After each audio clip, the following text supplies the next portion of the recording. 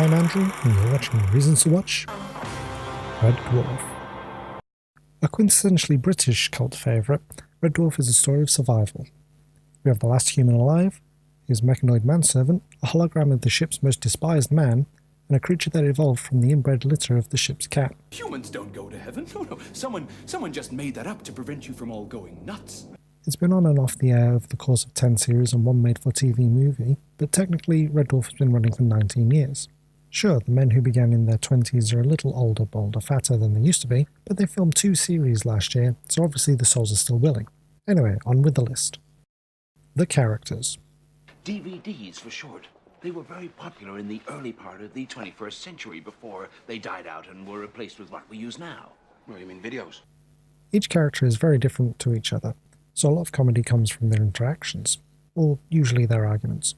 With such a small cast, you have to have tight characterization, and that really is one of Red Dwarf's best features. We have Lister, the slobbiest human who's ever lived, and is likely the only one who's still alive after 3 million years in deep space. His bunkmate Rimmer, who was brought back as a hologram and is so uptight that he has names for his shoe trees. The surface mechanoid Crichton, who loves housework whilst yearning to be more than the sum of his programming, and Cat, a being that, whilst the result of 3 million years of evolution from simple house cat, still very much acts like one. There's also the ship's computer Holly, who has gone computer senile from having nobody to talk to for 3 million years, but he, she, it's been both, doesn't appear in every series. Rounding out the cast was Christine Kachansky, Lister's ex-girlfriend from Alternate Dimension, but she was in less episodes than Holly. It's never been copied. According to the syscom, the thrusters never worked because we're carrying too much weight. It's Miss Kachansky's laundry. Why will no one listen to me? There have been 2 attempts to copy Red Dwarf, both in the US. Somehow neither have tested well with audiences, so it's not been picked up. There's just something that the cast brings to the table that nobody can reproduce. Series 11. And not just mopping, scrubbing, dusting, even wiping, which was always my favourite. Yes, technically there have only been 10 series, not including October's Series 12, but that's because Series 9 was that made-for-TV movie titled Back to Earth. The real Series 9, which bridges the cliffhanger from the end of Series 8 and Back to Earth, will likely never be made, for fear of creating even more plot holes in this amazing Swiss cheese-like show. After what some fans saw as a couple of missteps, Series 11 brought the show back on track in everyone's eyes. Better writing, better jokes, and some great guest stars that almost outshine the cast. It was a great return to form.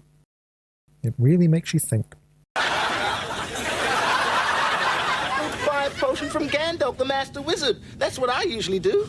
Over the course of the show, it has explored various concepts. Positive viruses, the duality of being human, what might happen if you were your own dad. The first episode of Series 3 showed us a universe where time was running backwards. Wars bringing people to life is particularly interesting because in that universe it makes Hitler one of the greatest heroes who ever lived. Muggers pay you, you suffer mended bones in accidents, and Santa Claus is a fictional boogeyman. A unique sense of humour. It's just a big fat git who sneaks down chimneys and steals all the kids' favourite toys. While it deals with a wide range of thought-provoking subjects, it still manages to cover often complicated, sometimes heavy subject matters with a wit and humour that feels uniquely Red Dwarf, deftly treating subjects with respect but distracting you with curry monsters or a snazzily performed song and dance number. Time travel episodes are crazy. What are all those people doing gathered around that giant pizza? That is not a giant pizza, sir. Time travel is always a weird thing in science fiction, and Red Dwarf plays with it with abandon. They set up early on that time is immutable, and free will doesn't exist, as future echoes illustrates Lister unable to save Cat from breaking his tooth. Yet, Series 6 ends with themselves from 25 years in the future travelling back in time and killing them, thus meaning it could never happen and showing that time is mutable. Then they got President John F. Kennedy to shoot himself from the grassy knoll after accidentally knocking Lee Harvey Oswald out of a window. Then it turned out that Lister is his own father, with his ex-girlfriend Kachansky being his mum. It manages to be set in space and have no aliens. How can the same smeg happen to the same guy twice? Last time it was hors d'oeuvres, this time it's lunch. The original plan was to have no aliens and no robots. Thankfully, they decided to allow robots after all, otherwise we would have missed out on Crichton. However, for its entire run there have been no aliens. There have been sentient moons, planets full of wax droids, genetically engineered lifeforms, and insane robots bent on wiping out anything vaguely human, but no aliens. Guest stars. Halfway through my life, and I've only ever created one lousy, stupid planet with intelligent life. And that's debatable. Despite being stuck 3 million years into the infinite vastness of deep space, the boys from the dwarf encounter plenty of other people.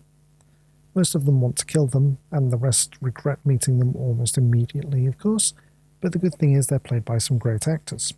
Craig Ferguson, Ruby Wax, Graham McTavish, the list is practically endless, filled with oodles of talent. So what are your reasons to watch Red Dwarf? Let us know in the comments below, and subscribe for more amazing content from Moving Pictures.